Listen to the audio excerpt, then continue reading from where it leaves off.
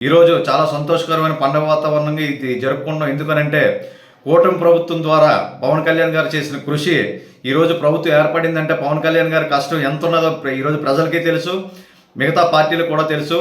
ఎందుకంటే Janasena, BJP, TDP ఉమ్మడి కూటమి ప్రభుత్వాన్ని ఏర్పడించడంలో కీలక పాత్ర పోషించింది శ్రీ కొణిదెల పవన్ కళ్యాణ్ గారు. ఎందుకంటే ఆయన కష్టం ఇంకా ఒక 20 తరాలు కూడా ఇలాగే ఉంటుందని చెప్పి ఆయన నోటి నుంచి మనం వింటున్నాం.